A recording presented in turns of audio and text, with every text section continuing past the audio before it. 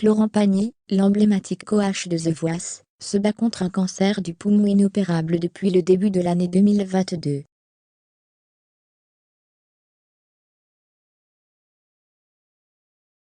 Dans un entretien accordé à Pure Peuple, jeudi 21 avril 2022, Anne Silla, l'un des talents phares du programme de TF1, a donné des nouvelles du chanteur.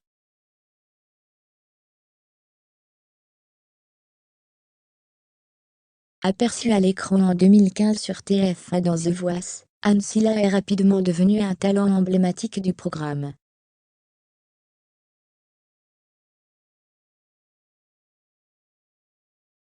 Florent Pagny, le coach phare, a pris sous son aile Anne Silla. Bien qu'elle n'ait pas remporté la compétition, la jeune chanteuse remportera l'édition Elle est star, quelques années plus tard.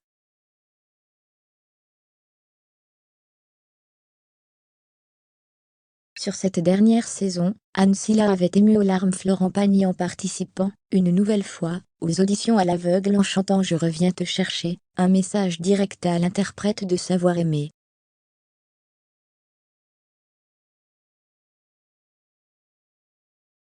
Une relation amicale et professionnelle est ainsi née.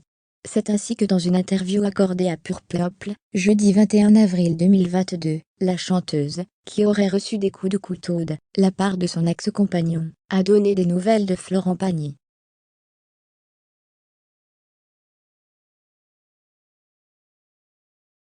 Le chanteur de 60 ans a été diagnostiqué d'un cancer du poumon inopérable en début d'année 2022.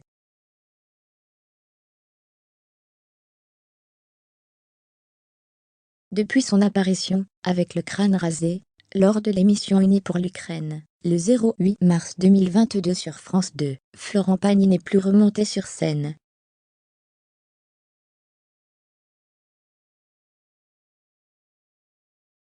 La fille de Florent Pagny donne de ses nouvelles points selon les propos d'Anne Silla. Dans une interview accordée à Pure Peuple, le chanteur semble aller plutôt bien.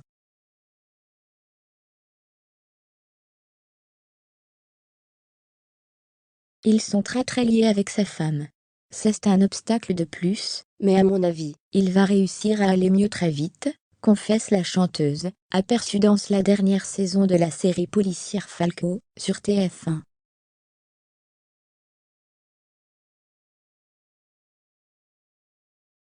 À travers cet entretien, Anne Silla en profite pour faire l'éloge de son ancien coach.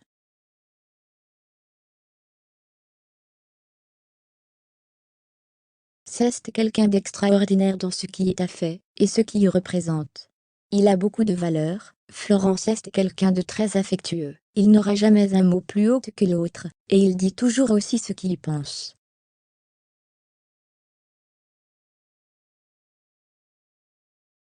C'est quelque chose que j'apprécie beaucoup dans ce milieu-là, exprime-t-elle, avant de poursuivre. Je crois que ce qui nous lie le plus, c'est toute cette histoire vécue avec The Voice, le fait qu'il m'a toujours vraiment soutenu.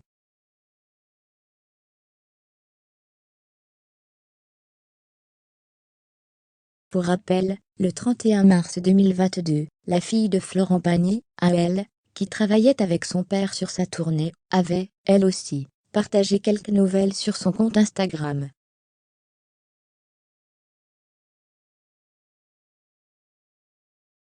À la question «Comment va ton papa?», la jeune femme avait sobrement répondu «Tout va bien».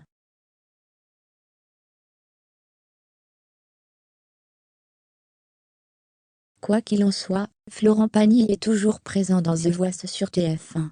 L'étape des directs est attendue pour la fin mai, qui de la participation du chanteur.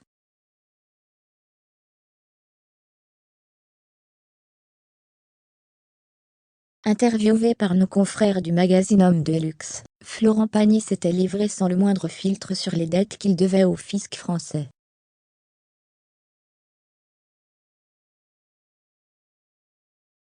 Il aurait même été obligé de se séparer d'une belle collection pour s'acquitter de cet engagement envers l'État.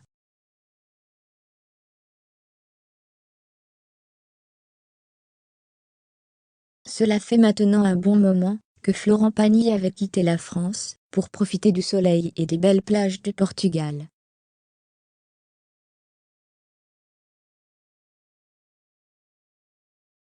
Le public s'était alors toujours posé des questions sur les raisons d'une telle décision.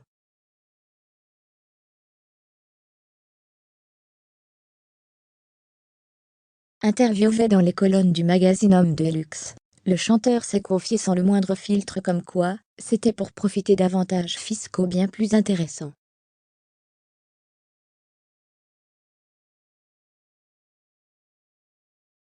Actuellement âgé de 60 ans, il avait pour rappel quitté l'Hexagone en 2017. Florent Pagny contraint de vendre sa belle collection aux enchères.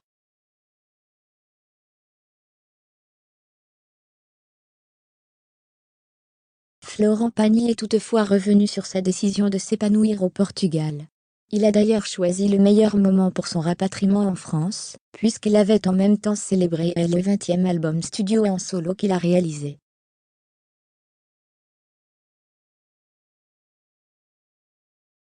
Une tournée à l'occasion de ses 40 ans de scène, et l'anniversaire de ses 60 ans, qu'il fêtera en grande pompe, avec une tournée qui promet déjà de battre son plein.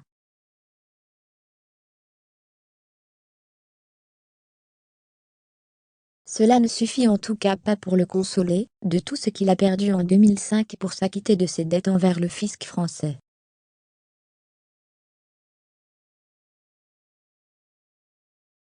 Tout aurait commencé par une erreur au niveau de sa déclaration de TVA en 2003.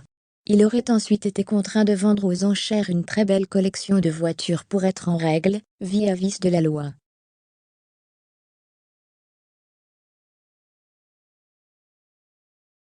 Un coup dur son, il ne s'est toujours pas remis, puisque ces voitures valent aujourd'hui 10 fois plus.